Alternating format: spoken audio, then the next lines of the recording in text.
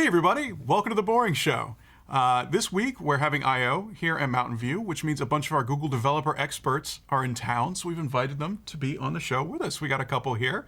Danielle, you want to introduce yourself to YouTube? Hi, I'm Danielle Cox. I'm from South Florida. I've been an Android developer for several years and a Flutter developer more recently, but that's what I do now. Cool. And we also have somebody you might remember if you saw the Ask Flutter post show at Flutter Live. This is Hillel. Do you want to introduce yourself? Sure. Nice to meet you all. My name is Hillel. I'm the co-founder of Invoice Ninja. I also helped develop itsallwidgets.com. I'm happy to be here. Yeah, we actually submitted an app to It's All Widgets just yesterday. Nice. Which app was it? It's an app called Veggie Seasons. It's Sure, okay. our Cupertino sample, and it's published in the App Store. Very cool. Hopefully it'll be approved and up on the site soon. It's up. It's approved. I recognize the name. I'm familiar. I was trying to figure out why. Veggie Seasons. Yeah, Cool. Of course. Thanks for Yeah, so these are our guests today, and we're going to take them on one at a time right now. And we're back, and I'm here with Hillel. And so tell me, what have you brought to kind of show off today? Sure. Well, first of all, thank you for having me here. It's an amazing experience, and I really appreciate it. And hopefully people find it useful. Our pleasure. So basically, about 2 months ago, when Flutter Create was announced, I got very inspired. That's our contest that we have been running for what you can get done with 5K of Dart. Correct. And so for a while, I had this idea. I was toying around. I'm a musician, but no one to play with, no one to jam with anymore. So I made a very simple proof of concept where I could record one track, record one instrument, and then record another track and keep going. And I loved it. I really enjoyed it. And then I had this idea, it would be cool if I had a social or a collaborative layer where not only could you do it like locally on your device, but then you could share it and collaborate with other musicians. So I'm very lucky to have two wonderful partners in the company Invoice Ninja, Sean and Dave. Thank you for your support. You guys rock. And they gave me a bit of time. I said, hey, let's take 2 months. Let's just see what we can build with this. They were really interested by it. And that was it. So what I'd like to talk about today is some of the lessons, the issues I ran into, problems I had. Just big picture. So let's start maybe. Let's look at the app itself. Okay. So that's a good place to start. So I've got a copy of the app up and running here. Yep. So this is, you're looking at a list view, and these are all the songs people have contributed. And you'll see essentially it's a vertical list with rows, and you can then scroll through and see each of the images. And if you want to play this one, for example, you click the play icon top right, you'll see a basic idea. And in this case, you'll have 5 videos there that you can't hear the sound, but if you download the app, you can try it out. And essentially, this is a friend of mine, and you can essentially hear 5 different tracks all playing together. And so you've synced up all of these videos. Correct. That's right. Wow. That's right. Okay. And I'll talk a little bit about how that works. Part of it is server side. So on the device, we actually record each individual video separately, and you can play them side by side. Once you save to the server, we use FFmpeg, and it then post-processes the videos and does 2 main things for us. It gives us one video with all the videos side by side, and then it also gives us a screenshot. So it takes the first frame of the video, which gives us an image we can then show to represent the video. Interesting. So yeah. So at a high level, what we'll talk about now is kind of some of the issues we ran into, particular with videos. My experience is not, I spend most of my day doing invoicing apps, so very, very different. I never used the camera Also before. an open source app, right? Also an open source app, that's Invoice right. Ninja, yeah. Correct, thank you.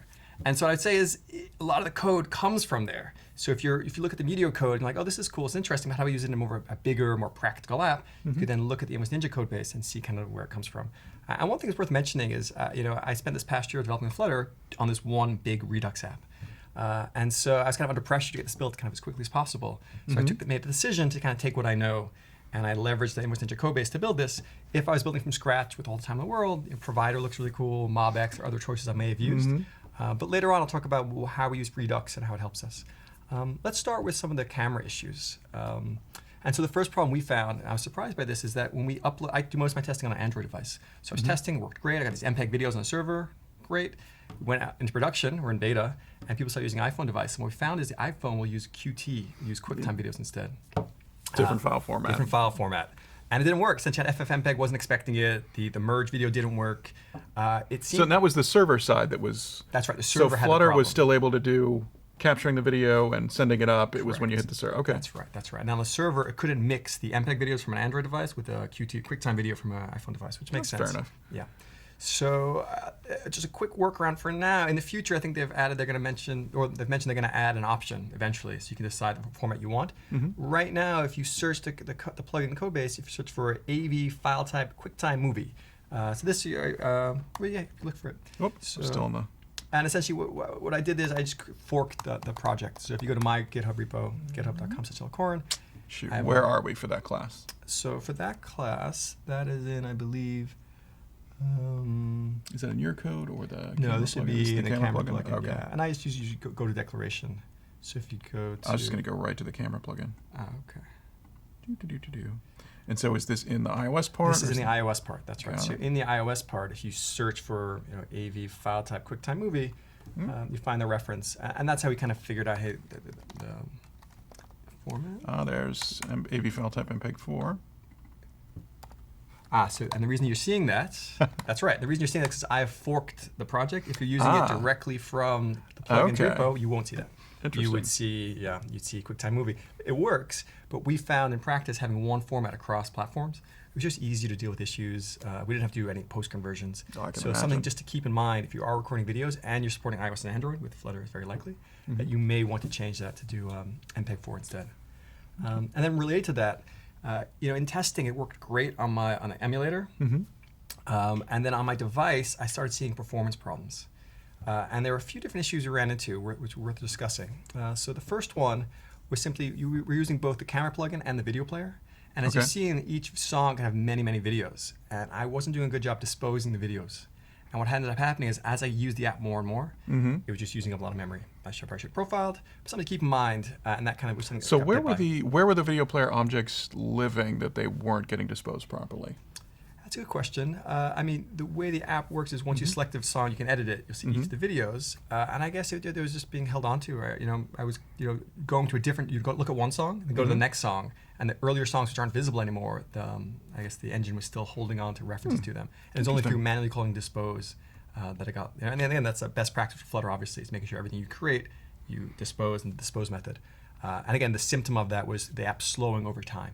Right. To me, was you slowly run out of memory. Pointed out. Interesting. Yeah. And then the other issue we found is, by default, when I started building the app, we did the resolution to high. I want the best looking videos possible. And it worked great on my phone. I have a pretty recent phone. But once you started getting more test users who have older devices, right, it was one of the first things we heard was that there were problems with performance. And one thing we changed, which really helped, is going from high to low. And if you want to look at the code, you actually see they back into the camera plugin. Yeah, if you go to the camera plugin, and you'll see they mention this, and this is one thing that kind of tipped us off. But you search for the resolution. Got a few down here. Yeah, I can see what line it's on. Oh, there we go. Yeah. Start streaming images from platform camera. And so line about 328. Yep. Yeah, you'll see they talk about this. They kind of advise this function runs best with resolution preset to low. So good to know. One of the things I wish I'd known a bit earlier, but I definitely wanted to make sure to mention that on this video, that if you're doing heavy video app and you want to support older devices in particular, consider using the low resolution. We found that made a big improvement. Let's see. And then the last little tip I realized, which isn't so obvious in the API, is that if you're recording video, you can call prepare, I think it's prepare camera. You can call that before you actually start recording. And that just eliminates a little hiccup in the viewfinder. So that was just one last tip on videos. But on the whole, it worked great. It's really nice to have, again, cross-platform solution once you figure out these little issues. Everything kind of came together. So then the app itself, if we look at the interface. Yeah, let me close down the plugin that we've got open here. So one really important aspect to us is that the user could switch. Say we have 3 main tabs, and you're looking at the home tab now. But for example, you switch to the profile tab, which is the last tab. If you want to be able to, then if you switch back, to kind of keep the state. So for example, you can click into an artist. So if you click... I am Lawn here. Yeah. So now we've drilled into this artist. But if I switch to a different tab and then switch back, you'll see it's keeping the artist. Still in the so you're using flat navigation here, right? So multi-stack. That's a multi-stack. That's correct. That's correct. And again, to do this initially, I'm a Material guy. I don't mind my iOS apps looking like an Android app. I think Material looks beautiful, and I think most users don't understand the difference. Let alone, I think they know what it feels like in the end, they know what it feels like, but they wouldn't say, "Oh, this isn't an iOS app." To them, it's like, "Oh, it feels like a Google app," right? And it's certainly very polished. And I don't think that's personally, it's a personal choice. I find the added effort isn't always worth it. That if you get a good looking app, and we say it looks like Material, it looks like Mudeo, or it looks like the app we're creating. That's what it looks like. But with the tabs in Material, I struggle to be able to get that functionality, where essentially, depending which tab you're on, keeping that multi-level stack, I couldn't get to work. And so we went to mixed components, where we mixed Material widgets with Cupertino widgets. And it worked great. Part of me, I was hesitant to say, oh, maybe I'm breaking the rules, shouldn't do it. But it works. I won't go into code too much, but it's going to look at one of the files. Look at the main screen. You can just see a basic...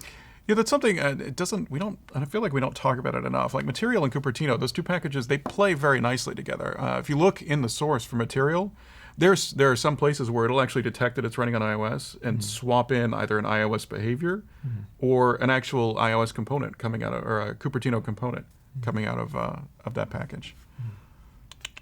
So if you're looking at the main screen, you go towards the bottom, you'll see essentially what we look at. We use a safe area. This is at the very end. You'll see on line 70 of a Cupertino tab scaffold, which then has Cupertino tab header. So again, these are Cupertino widgets within a much larger Material app. And again, it works seamlessly. I must not be in the right file. It worked great. So it's main screen. So Main screen, I'm in main.dart. Okay. Okay. So you're at the bottom of main screen. It's like, I don't see any of that on line 7. What's going on? Great. There we go. Perfect. Yeah. Excellent. So again, it's pretty straightforward to implement it. What we do here, this is how we have the 3 main tabs in the application. These, which then we break down into separate. And subtabs. you're pre-building the widgets for your pre-build it. screens. Nice. Yes, we use the return. Go a bit higher up, you'll see. No reason to rebuild them if they're always going to be the same. And these create a Cupertino tab view, I'm guessing? Yep. Yeah, There that's it is. correct. That's correct. So this Yeah. worked great. This approach of mixing Material and Cupertino, I wasn't sure if there were problems with it, but it worked flawlessly. And something to consider, not just with this use case, but for the many other use cases where there's value, because there are just subtle differences that you can get from different widget sets. Yeah, cool. So to keep going, let's talk about the larger application. And the key to us, one of the key features, and this goes back to our work with Invoice Ninja, is persistence. So the problem we had, and the reason I'm coding in Flutter was really to solve one problem in our first mobile app. We had native mobile apps, one for Android, one for iOS. And there's one feature that it didn't have, or one bug you would say, is persistence, and that is if you start making an invoice, and then you want to get details from the client, you go to the email app, copy the contacts, and then bring it back. If you switch back and forth, and this is native, it's all lost. Your whole invoice is lost. You start over, and our customers were furious about this approach. That's fair. That sounds fair. Yeah, absolutely. It was a mistake. It shouldn't work that way. We should do better. So when we came to Flutter, this is kind of our primary goal with building the app was to provide the best persistence experience possible. Okay. So one of the challenges with Flutter is if you use the activity events, those are synchronous, I believe. Yes. So and persistence typically is asynchronous. So there's sort of a mismatch there. Yeah, so as I understand it, the underlying technical issue is that Android will go to your activity and say, hey, I'm getting rid of you now. You need to immediately synchronously save whatever it is you need to save so I can bring you back later. Right. And the problem with that is the Dart code is running in a separate thread.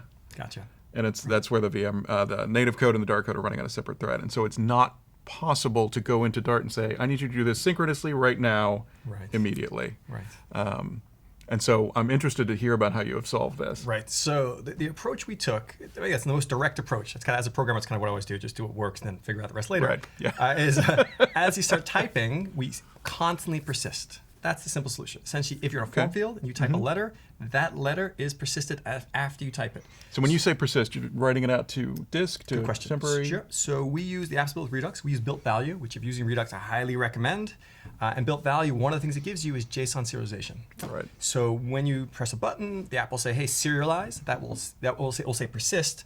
It will serialize the object to a string, and then just write it using shared preferences, I think, to the device. So you must have actions for this. We do. And a middleware that's Let's go saving. through. Yeah, Okay, let's take a look. So let's go, before we look at it, I want to look at the bigger problem, right? So that conception makes sense, how it works, but the problem is performance, right? So especially with Mudeo, it's still a pretty small app. Invoice Ninja is a massive app, potentially thousands of clients, thousands of invoices, and what you don't want happening is that every time they're typing a letter, you're resaving all the clients, all the invoices, and everything that's involved. This performance will be horrible. Right. So this is kind of what I'll go through now, how we solve this. And this we separate out the state. So with Redux, one of the core ideas is you have just one main app state. So what we do is we create these substates, and we divide the app into 3 substates, and we consider it auth, UI, and data. So this is your model that the object your store is holding on to. Correct. Let's look at this. So if you go to, if you bring up, I think it's the app state class, app_state. There we go. And so this again, what you'll see here is the top level. This is the Redux top level store. And so what you'll see is loading and is saving. And this we use for a progress spinner. And then we have the 3 main states, which is auth, data, and UI. Okay. And so the key here is the split between the data state and the UI state. So the data state can potentially be extremely long Okay, I see. or extremely large. I think I see where you're going now. Yeah. Right. And so what we do is essentially very large, but it's very rarely repersisted. I mean, you're only resaving data state if you're loading data from the server, doing some sort of server interaction. The UI state's the opposite. The UI state is tiny. It's just the piece of data you're working on. And because it's tiny, it enables us to constantly repersist it. So at a high level, that's kind of how it works. And now let's go into kind of the nuts and bolts, how we implement it and have readable code. So if your data state would be like every, if you think of these as documents, you might have 100 documents by a whole bunch of people. Then you have the one in progress document Correct. that's sitting off in this UI state. That's exactly Okay. That's exactly right. That's exactly right. Cool. And that way, when you're working in a form, you start modifying it. You can just constantly repersist that UI state, and it's just a tiny piece of the data. You're not repersisting all the data state. You're just repersisting what's actually changed, pieces have changed. Sure. And again, UI state has a bit more than just what you're working on. For example, your current tab. So as you change tabs, we'll persist that. And that way, if you relaunch the app, we know to load it. So let's go through the actual implementation. And to start, it makes sense to start with app_actions. Oh, skip to the middleware. Here we go. Okay, app_actions. And you'll see these are kind of our core abstract classes. And you'll see the important ones are start loading, stop loading, and start saving, and stop saving. And so the way this works is an action will implement one of these abstract classes if these actions or the functionality provided is required. And so also looking at start, persist UI, persist data, persist auth. So for example, if we take a look at song actions class, so it's song_actions. So let's look for a good one. So if you look towards the top, you'll see load line 33, load song request. So you'll see load song request. And what this does is this implements start loading. So this is similar. When start loading is triggered, the middleware notices it, and it's what set is loading to true. And it makes a very simple way in the app to show a progress spinner. So the progress spinner is bound to the app state is loading, and any action which has to show the loading spinner would simply implement start loading, and that knows start showing spinner. And the reverse also works. So you'd implement stop loading. Yeah, when that action completes. Let me ask you a question. Do you ever run into one where you wanted to implement more than one at a time? So you're doing that here. You're basically using these as sort of empty interfaces, just to tag it with the types. You can do an is_a check later on. That's right. Well, the next one, if you look at load song success, we do, and this one both implements persisting data and stop loading. Okay. And this orchestrates the app essentially. So stop loading will say spinner stops. Well, it says is loading is false. Therefore, the view is redrawn and the spinner stops loading, starts spinning. And then persist data is the key part here. This will trigger the middleware to say, hey, data has changed, persist it. One key point here with the middleware is making sure that the Redux store is updated first and then it persists. Because one thing to watch out for is that it persists and then it updates the store. Because then your store is out of date. Right. You don't have what you want. And the trick there was in the middleware is making sure that you call next, before or after the actions are done. But at a high level, that's how it works. It's actually let's real quick just Sure. App middleware somewhere in here. We would see you doing this, right? In one of the so middleware. in the app middleware, you'll see online. Well, it's broken up toward amongst different parts of the file, but essentially you'll see the persist UI, persist data functions. Create persist data. So there you're calling next, and then later after. Okay. Exactly. And again, the key part here is calling next first. Right. This says process this action. Once that processes, we then use our auth repository to save the state. So you're going to run the reducers are going to run there, That's update exactly the store, right. and That's then exactly update the right. state. Yeah, exactly. So let's very quickly, I think it might also help to kind of run through how the app is structured at the code level. Okay. And so Brian and Eero, two of my heroes in the Flutter community, when I first started, they had done a lot of experiments with Redux. And so I really tried to take what I thought were the best of each of their practices and merge them together. So we use a lot of Brian's classes in here, Brian's libraries, in particular Flutter Redux. But his approach is due to more Redux grouping. So you group all your actions together, all your selectors together, all your middleware classes together. He's very much. I think he's very much about making things composable and testable as individual features. Right. Like you listen to one of his talks, and that's something he always hits. Right. Absolutely. And I like to test. I try to test as much as possible. But my focus is really development focus. How do I build things as quickly as possible and make sure they are tested? And so I find Eera's approach of doing it group by feature, I find really works well. So if you look at the code structure, you see at the top level under lib, we have data, Redux, UI, and utils. These kind of our core 4 folders. Yeah, and unfortunately for everybody watching, we can't make these fonts larger conveniently. So if you're watching on a phone, just look real close. Do as best you can. And I'll try to speak clearly and slower. So the data folder, in that we keep our models and our repositories. So the models are essentially our kind of just plain objects, data classes. And these are built values, right? I see the generated Correct. These files. are all built values. And this is one thing I really would stress, that if you look at Brian's excellent work, his great samples collections, there are two Redux projects. There's a plain Redux and a built Redux. The plain Redux uses his Redux library. The built Redux uses someone else's Redux library. And it uses built value. And it wasn't clear to me that I really should have been using built value from day one. And initially I'd used, I think, JSON serializer. I think that's the last that's called. JSON serializable. Yeah, good note to plug our own samples here. If you go to the Flutter samples repo, we actually have an app that'll show you 3 different ways to deserialize JSON using Dart convert, which is sort of the most vanilla approach. Then there's JSON serializable, maintained by the Dart team, and then there's built value, which is, I think, still a 20% project by one of the high-level engineers in the Dart great. team. I'm surprised. Yeah, but if you're curious about the way these options sort of relate to one another, GitHub/Flutter/samples, there's a JSON example in there that'll show you how to do the same thing 3 different ways. Very cool. Now that I've completely derailed you, that's please great. continue. Yeah, and there's a fourth one. There's also Jaguar. It's another popular That's true. one. So initially, that's the approach we took. It was what what the sample did. I was like, oh, I'll do that. And you find very quickly you're writing a lot of code by hand. You're writing the serialization is done automatically, but if you're using Redux, you need to deal with immutability. And so in the sample project, it's all written by hand. And I was doing it, and again, it does work, but you end up, it becomes very tedious. So you don't get a hash code by default. You don't get an equals override. Operator. Exactly. So that's why I really strongly recommend using built value.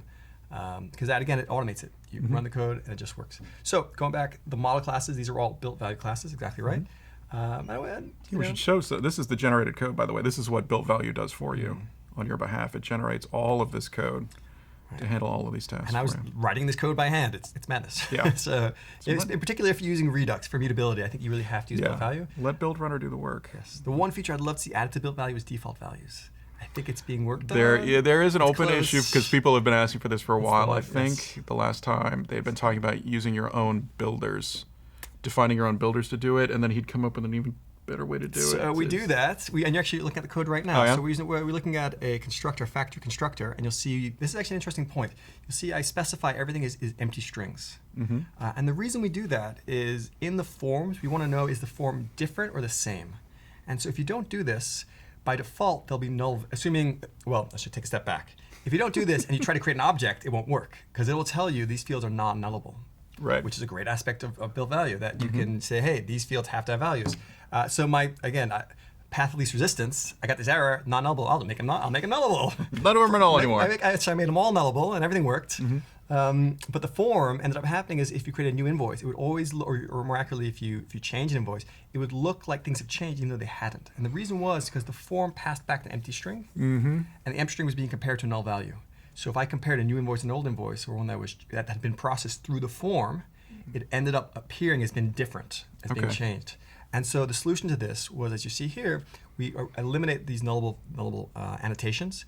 And then in the factory constructor, we specify, hey, these are empty strings. We're setting default values. Because if you don't do this, then every time you create this class, you have to say, hey, this is empty string. Go assign a bunch of properties. Correct. So this made the code a bit cleaner. What I would like to take a step further is to have, this works if you're creating a new object, but if the object is deserializing, I want a default value in that instance, right? This is when I'm creating a new object in the code manually. Okay. I'm loading the value from the server, and this comes into play when we release new versions. When we release new versions, it could be the case that someone's using, we're an open source app, so some people might be using our hosted version, or we might use the self-host version. This is to go back to Invoice Ninja. This is kind of Invoice Ninja problems we ran into. And so with the self-host version, they might be using one version of the mobile app and a totally different version of the web app. And we would like to make it work as well as possible. We do version checking, to have some sanity. But the problem is if new fields are added, that's where things become complicated. Right. Because you don't know what the value is. So if built value had a default value option, that'd be wonderful. Maybe in the future. It's open source. You could always add it. Yeah, that's an excellent point. And for example, Or someone out there. I could add it. I mean, let's go back to what I talked about earlier about the file type. Right, that's what we're talking about. That it was a pretty easy change, and I actually created a PR my first PR against the Flutter repo. But the problem was my PR wasn't this. It was a solution for us because it was broken. They were different formats, but they said rightfully so. Like this is a breaking change, and what we really need is so you can set an option, make it an optional setter. And I'll tell you the hesitancy was simply believing that I don't know the best terminology to use. naming variables to do it the best way. And I think I was wrong, giving it more thought, because I knew we were going to be on the show, and I knew something like this would come up. No, but I think I was wrong. I think what I should have done is created it just the best I could have, and then just gotten the feedback. And they would have said, no, it's not a good name, and changed it. Rather than saying, well, I can't do it. I don't know what's going to be I'm terrible at variable namings, right? It's a certain black art to do great, right? Perfect variable names there's a skill to it. That's why Go got rid of them. I don't know if you write much Go. I don't write much Go. That's all I know is that they use like single character variable names for everything. Interesting. I guess, well, Yeah. that's one way to solve the problem. Yeah, it's not like the anti-Javas when it comes to naming things. Gotcha. But you're right. I think it'd be fair to call me out on it that I think, I made this change, and instead, right, what I've done is I forked the project, and I'm now actually at a disadvantage, right? Because I haven't submitted a support request. Other things have been fixed, and I now have to pull my fork to keep that up to date, which makes my life harder. I would be better off had this PR been merged. I closed the PR myself because I think as is shouldn't be merged, but I think hopefully in the future we'll add it. And part of it's just confidence and belief that the code I write is good enough to be in. Which is coming from our side. It's just so funny that people would think that, and it's completely understandable that people might be slightly intimidated about sending something into the main Flutter repo or the a big plugin repo, but press that commit button. Yeah, maybe I'll break something. And the leaders on the Flutter team they talk so much about trying to make it so people don't feel that way, and to the point that they don't like referring to people who work at Google as people who don't work at Google as external contributors. They don't want that to be the perception, because to them, this is an open source project that the whole world is working on. Nice. The fact that you work at Google or don't work at Google doesn't matter at all in their mind. That's really cool. So definitely keep it in mind. I think I've submitted one PR. I did a typo. I fixed a typo. I was like, this is definitely the right thing. That's a wrong word. I'm pretty sure of it. And it felt really good. It felt great to contribute even that tiny amount. And believe me, people were ecstatic to see a new contributor sending something in. Right. I'd hope so. And again, I should do more. I know, absolutely. But yeah, definitely don't be intimidated. You be the change. Change. Good advice. So, okay, let's backtrack a little bit. So we went into built value, talk about some issues we saw. Yeah, I think we have a little bit. We got like 5 more minutes. 5 more minutes. More? Okay, so a couple of points. Like a big closing number? Sure. So one key point about persistence, like closing, this is really critical. So if you are saving your state, when you release new versions of your app, things will break because your state will not be compatible across versions. No longer valid, right. Correct. So what's really important if you take this approach is to also persist the version of your app. So we just have a constant variable we track. I know you can get it from the package. Is that in your app states? The version, no. We persist it just to share preferences. Okay. We persist it to share preferences. And then essentially when the app launches, the first thing it does is it says, what's the current version of the app? And what version do I have in shared preferences? And if they're different, it says, hey, something's changed, right? And we throw away the state. And that massive cache invalidation at that point. Exactly. Massive cache. And it's critical, but it's something definitely really important to keep in mind if you take this approach, because that's something we were burned by. We weren't doing that initially, because if you don't make certain changes, it seems to work. It's only when you make incompatible changes that it breaks, and when it breaks, you're then in kind of an unknown state, which is a very dangerous place to be. Yeah. So that's one key point. Just want to stress. And then to wrap up, I just want to say what an amazing experience has been, both to be here and developing Flutter. Andrew, you've been incredibly kind to me. On here, this is our second time talking together, so I have experience working with Andrew, and the last time we worked together at Flutter Live again. Made me feel very comfortable, and I appreciate everything you've done. I'm glad. You should feel comfortable. You're doing great work. Thanks. And just to wrap up, that again, an app like Mudeo, where it's a reasonably complex app, to be able to build something like this in 2 months, cross-platform, is just to me incredible. I think. I couldn't have done it in 2 months on one platform, right? The complexity of dealing with multiple videos, multiple images, coordinating everything, it would have been hard on either platform. And Flutter not only makes it easy to do cross-platform, each platform itself is easier, it's just kind of a whole different level of development experience. And it's been a great process. I really enjoyed it. So thanks for having me on the show. It's been great to be here. Absolutely. So we're going to do a little bit of a switch here, and we're going to come back with our next guest, Danielle, and we're going to do some more coding. Cool. So thank you so much. Thank you. All right. We'll be right back. And we're back. And I'm with Danielle once again. And this is kind of interesting because we were just talking with Hillel, who's a fairly advanced Flutter developer, somebody who's spent a lot of time with Flutter. You're an advanced developer. You've been coding for a long time, but you're fairly new to Flutter. So it's kind of an interesting contrast. That's correct, yes. I went to DevFest Florida, which was at the end of January. And that's where I was introduced to Flutter, and I've been a convert ever since. Okay. The Boring Show went to DevFest. Yes, it did. In fact, actually, I met Emily there. Okay. And Laura, who was also the one that was filmed on the episode there. And so that was neat. At that time, I didn't know what the boring show was, so I didn't realize it was a special thing to because I watched part of the filming of that when they were sitting there. Yeah, Cool. so that was neat. And it's been fascinating. I was able to take it, and in 3 weekends, I was able to duplicate a progressive web app that was fairly complex that we'd written. Okay. And Nice. make a fairly good effort for it, which is actually part of what I brought here was some of the stuff I learned doing Okay. that. But since then, I've been able to create. We did the company I work for is a startup down in South Florida, and we did a presentation to some executives of a company we were trying to win business from, and in 3 days I created a prototype app using Flutter. Didn't know what hardware they would have, so I was able to work either way. Had it all ready to go, and we loaded it on there, and and it went very well. And a good reason why it went well was because of the being able to have an app there that actually took pictures and got the pictures back and things like that. So we were able to. It was we would take you'd enter to enter a new person, you'd enter their phone number, their name, take a picture of them, and you would submit it to our back end. And then you would to retrieve the person, you would actually type in their phone number, and it would pull up and it would show you their name, their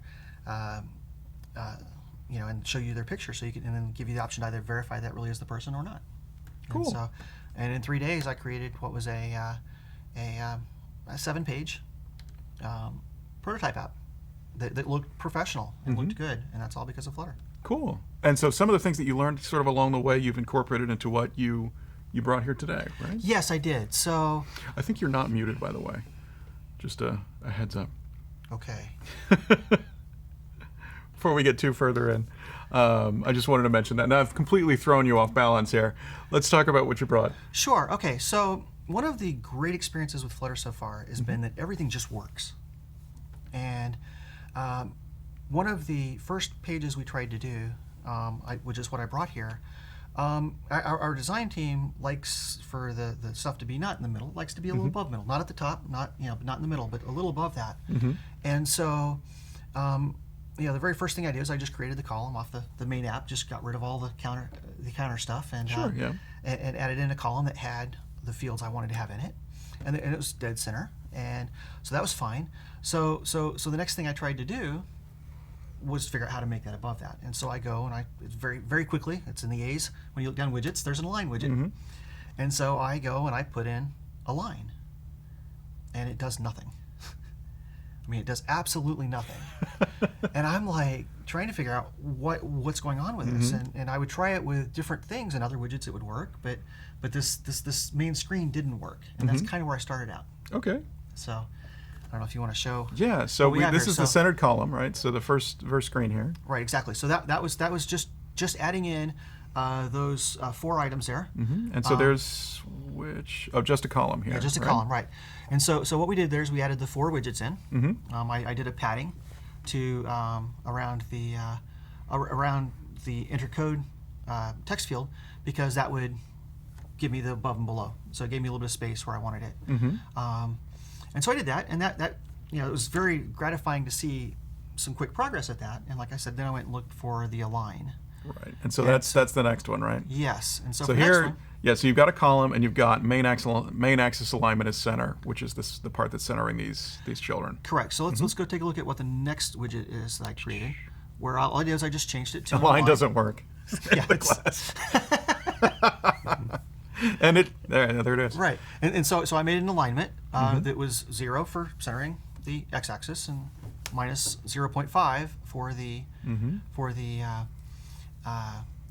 top. That should just put it slightly above center. I can always adjust that and play with that and put it wherever I want. But And that's what I was trying to do. You still can. It's just not going to do anything Sure. in this. And I will admit, when I was trying that, I actually tried -1 Minus what is that? All the way all the way at to the top. Yeah. And then I tried 1 all the way at the bottom. No And change whatsoever. No changes at all. Yep. So.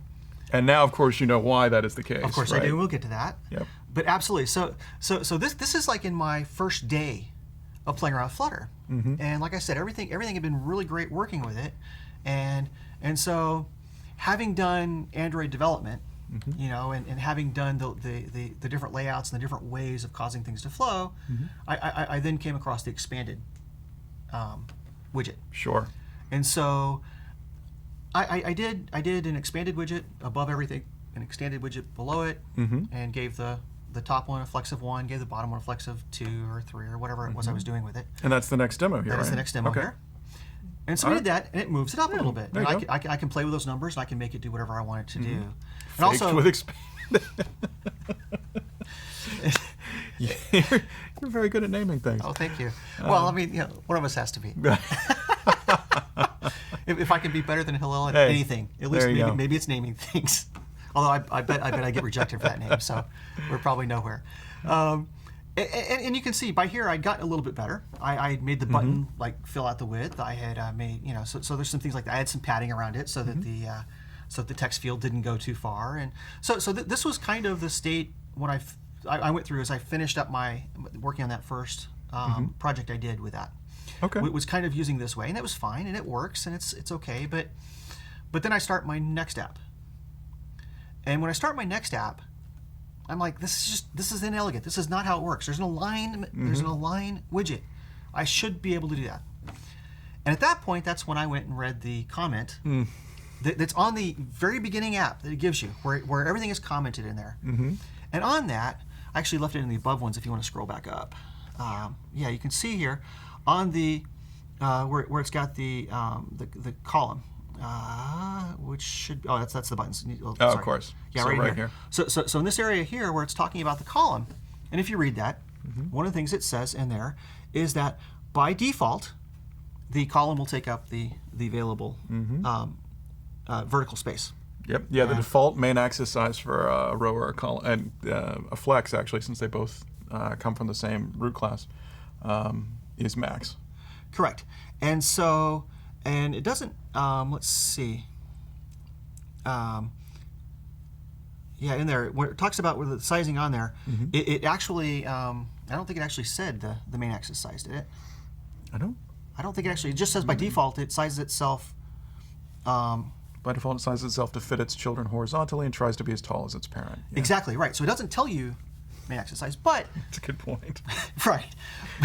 But once I saw that, I knew what I had to go look for. Yeah. So I didn't know it was called main axis size. But you knew there was, yeah. But I knew there was. And so there's I a could limit go- to how much you want to put in the comments, I guess, in the starter app. Exactly when right. you do a new project. And so I went and looked at column on. Yeah, at that time it was still Flutter.io, and now it's Flutter.dev, of course, for anybody that hasn't been paying attention. And so I found the main axis size min. I changed that, and it went ahead and smoothed it. And that's actually probably part of. I probably should mention that I knew what was going on. I knew it was because the column was too big. Because I would put something in there and set a background to it. And I would see like a yellow background or whatever. And I could actually see where the widgets were because I didn't know about. You didn't know about the debug painting, right? Exactly. Let's just show that so other people. So we have Flutter Outline, Flutter Inspector. I believe it's this one. Is this the show debug paints? Yep. Right. And so you can see it takes up. What it's taking up. In this case, the column actually that one. That's the one with the expanded. I Yeah, think. we can still go back to. Yeah. Yeah, so you can see where it takes up. So there's things you can do, and you can tell with that. And of course, that's a much better way to do it than I did it. But Well, everybody Once has to again- learn these things. When they exactly, start. exactly. But I mean, it kind of I think goes to show though that I didn't know how to do that. But I knew that if I want to tell where something's laid out, I can always set the background to something, and set it to a color and put it in a widget that has a color for that, and I can see exactly where each one's taking up, and which I think is what gave me the inspiration to use the expanded in the first place. Okay, that makes sense. So, so if you take a look at this is so that was good, and that solved that problem, and I was very happy with So that. you got to this point, right? This is the Exactly. Align really does work. Let's see, Align works with min. Is that the right one? Yes, exactly. Yes. Okay. So that's the one we got to. So this is the line. That's the magic. That's magic sauce, right? Right. there, So yeah. at that point, the column shrinks up. It's shrink wrapping its children, basically. That's the term Exactly. that you see a lot throughout the SDK. Right. So instead of expanding to fill, it's shrink wrapping. At that point, Align can actually align it. Exactly. Because it has extra space. Exactly. And it's probably interesting, I guess, for anybody that's at the same place I was with looking at this stuff. Notice that the center or the align is the widget that you put the column in, but past that, there's still a main axis alignment in there. which is set to center. And that's because the widgets inside the column, so the 0 on the alignment for the x-axis or the center, that centers the column, but it doesn't center the items inside the column. And so that's why the main axis alignment center is there. Yeah, there's just multiple options there, and we'll actually get to another one as we come up. Maybe I'm not in the right. Work with me now. I must be in a different set of code. What would space evenly do with a main axis min, though? Oh. There you go. So yeah, if you set this to the correct value, which is max, so there's actually extra space in the column. See, this is the thing. It still gets me every now and then when I haven't done it in a while. So, Right. I mean, well done. yeah. There we go. So Yeah, now they're spaced around. Yeah, there's lots of options with that, and so that was a little odd to me too. Why do I have a center on the outside and a center on the inside? And so that's where we went through there. Now the next thing though is if you were to rotate that the simulator there, you would see that now it looks kind of weird because everything is spread out the full width, and in this case that code is a 6-digit code, and so that being that big and the next being that big is kind of superfluous. Weird. Exactly. So one of the things I wanted to work on now that I owned how to size the column part was how could I make it go the right width? And the problem is the fact that the text field and how I knew to make a button bigger both caused overflow issues if you weren't careful, So if I, they try to make the widths as big as they could, and I knew I could put it in like a size box with a horizontal of setting a specific thing. But then that means that if I were to change the tap here to go back and try again part, and this is just so the button doesn't do anything, but if you were to tap that, okay, that's what I get for throwing something together at 3 o'clock in the morning. The show is about making mistakes and learning. We could definitely change that to a list view, of course. Yeah, of course. But or a single child scroll view. Sometimes that if you've just got a column, you can use that one too. But anyway, please go on. Okay, so the next thing I wanted to do is I wanted to make the width of those match whatever seemed to be the right width for the column. Because it didn't seem good to me. I mean, I'd have to figure out something to do with the text field no matter what. And the button being tiny and everything else, and the text field being big and that being small seemed a little bit off too. So one of the things that kept me in Flutter is the great community we have. And so I had joined the Flutter study group Slack channel. And on there, they're very happy to help you. And in this case, Simon was on there, and I started talking to him about my problem. And I read, if you read the comments, it says you can't do what I did. It says you can't do the sizing like this. And so he's helping me out. He's digging into the code, and he's coming up with some really complicated stuff to be able to do it. And we actually got it working by actually going in and seeing doing a pass to see how big it was going to render it on all of the items and finding the right one. And we're talking about it, and we realized we don't really need to do that. And that actually came up with my next solution here, which was the intrinsic width. Yeah. So what we did is we actually created the column, and we wrapped it with an intrinsic width. And by doing that, it made the text field, which wants to grow as horizontally as far as it can, to fit in this because it doesn't calculate that into the intrinsic width, but it made the button tiny. Interesting. And once again, there's things I could do. I could wrap that in a size box with a width of double infinity. We've all seen those patterns and of stuff. Course. But that seemed to be a little bit inelegant also. And part of what I'm trying to do here as a new Flutter developer is to find the right ways to do things, not to just, I wasn't under a time constraint for this part. I wanted to find the right way to do it. Sort of idiomatic, the Fluttery way to go about it. Exactly.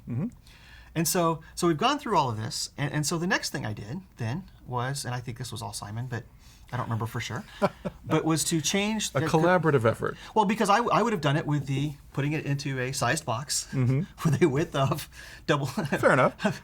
of infinity, and done that, and I think we were actually on his Zoom channel, and he came in and did type the code even for it. But when you were trying with space evenly and center and things like that, we could actually do a cross-axis On the column here. on the column.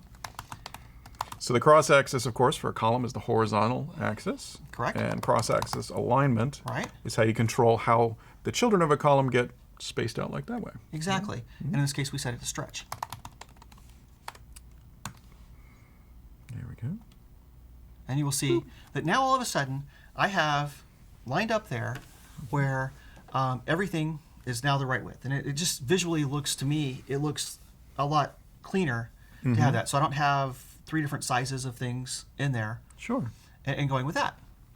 And so that was actually pretty good. But if you take a look here, and I will tell you one thing that's interesting, is if I run this on an Android device, it's actually the interior code is the bigger of the 2 rows. There, of Because two the texts. slight differences in fonts? Exactly. Interesting. So, but in this case, so what you'll see is your code is now actually to the left. Right, it's left aligned. Correct. So how did you choose to fix that, if at all? Absolutely, I chose to fix it because Okay. that would bother me because I would notice it, or I did notice it, and that would bother me. And I'm not really OCD, but there are certain things you just can't let go, yeah. especially when I'm searching for the right solution. And the answer is actually very simple. You go into the text items, the 2 text boxes, and you add in there text alignment. Text align, and let's see. Does this get its own enum? Let's see. Yeah, What are you? If you You're just a type, text if you just align. type center, it will actually, You can just start typing center. Okay. yeah, and it will actually pull it up, and you can. Okay. I've gotten so used to holding down command and then hovering over things to see. I do Oh, this I with see. builder methods all the time. You know, there's so many builders that have like a context and then blah blah blah, whatever's specific to my thing, and that's all what I always do to. And you have to do both because. But let's you go just with font started typing differences. center, and of course you get Exactly. automatically And there it is suggested, right there. which was faster and easier. I might start doing that. Well, in that's the because future. I knew what I was doing for that part. This is your code. That is Yeah, true. exactly. If I hadn't already done that a few times and had to figure it out, then I would not have. Your way would have been much better because I would have, you know. I mean, how can I tell that text align is even the option I want from the code? That's true. I mean, I can tell because I can go to the website, but how could I tell here and see that text line would be the Yeah. variable we would do? And there it is. You can pop it up, yeah, on in Visuals VS Code. I don't know what the command is, but I know on IntelliJ, on OS X it's Command P, and there's some other ones that'll get you like here's all the optional parameters for this. But again, then you still have to look through and figure out what you want. And that was actually my final solution for that. And I think it actually, for a simple screen, is quite there. So if you go to Final Design, that's very close to what I was handed Okay. to as an ability to do. And it really wasn't that long to figure it all out. It was just timing of being in the right place at the right time. And some of it was easy. It was just in the documentation. And some of it I actually think is pretty cool with the intrinsic width. This you know, everybody watching probably just saw me do a dive into this source. I've actually never used this widget before. And so I'm like, we should do this for Widget of the Week maybe on one of our episodes. Yeah, because they're useful for everybody who watches the channel, but they're also useful for us because we prepare them and we get to know those widgets very well. And this is not one that I've used before. It actually comes in where I first learned it was when I was needing to have a text field on a line with other stuff because it wants to grow. Of course, yeah. It actually, but it's not like the widgets where it'll take whatever space is available. It wants all of it, and so using intrinsic width would keep it from overflowing, you know, and getting the code we saw when we had sideways on my main screen. So that's where I learned it at, and that's got a little bit of a trap to it because if it's in a text field, which is where I was learning it from, if the field grows, then now all of a sudden you're getting Your intrinsic width grows changes, too. yeah. Exactly. So you kind of need to make sure that you've taken care of that. So it wasn't always the right solution for that for me, but anyway, so this was kind of what I brought because this was me as a very, very new Flutter developer, as someone that's done Android developing. I mean, I think that finding the expanded and knowing that the widget took the full width, so now I have to go add the text align center, things like that. I think it would have been harder if I hadn't done Android development or something similar, where you've got layout issues, and where you have to figure out that, well, gee, is my, in this case, is my widget taking up the full space, or is it not? Because you center it in different ways depending on what you're doing. And so I think that helped, but overall, it was that's what I did. Cool. Yeah. Well, you got to where you're going. That's the important thing. And it's interesting the path that you took. I think a lot of people sort of go along this. You start with, you start with like a row or a column, and you just start like, how do I get things put into here? And so you have to learn like those three big properties: main axis size, main axis alignment, and then cross axis alignment. And then you get through with those, and then you start learning a little bit about the things like the box constraint system that Flutter uses, Right. which is one of the things that a common reaction to people when they start using Flutter and they see the widget tree for the first time, right? Which the Flutter inspector now hides a lot of the widget tree and just shows you the ones that you're creating.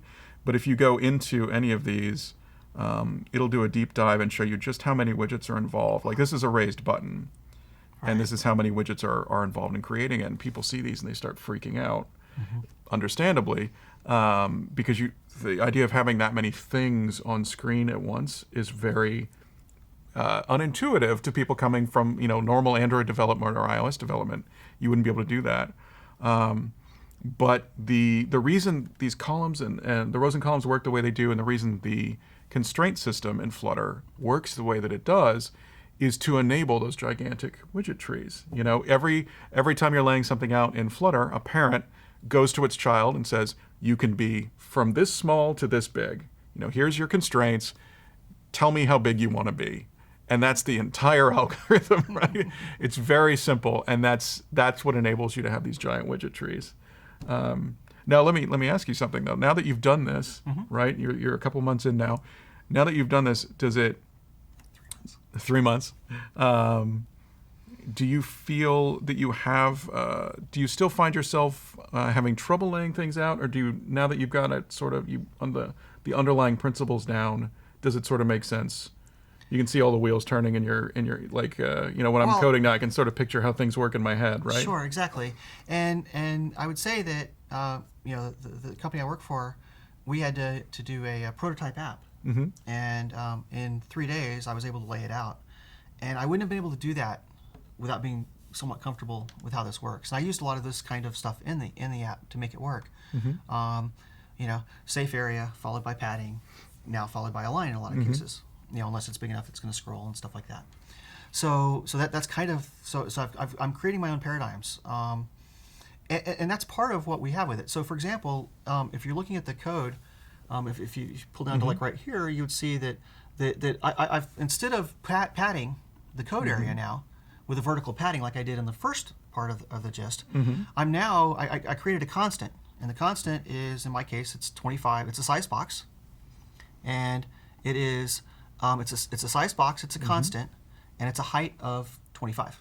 So that anytime I want to put some space between something, I can have the same space between what I'm doing. That's something I've learned as I've gone along. And because at first it was very awkward because you would do paddings. And then you start saying, okay, well, gee, I'll do a padding here so I can get the top and the bottom, and I'll skip the padding on the next one. Yep. And the next one, and it's just it's fine, it works, but for example, it's not very good if you're changing. If I'm adding something to it, someone says, oh, well, I need this other thing there, or now all your take something paddings are out of order. Exactly. So that's something where I found it easier to use like a size box to just grab my height in there and do that. And it would work, of course, with width on a row, but.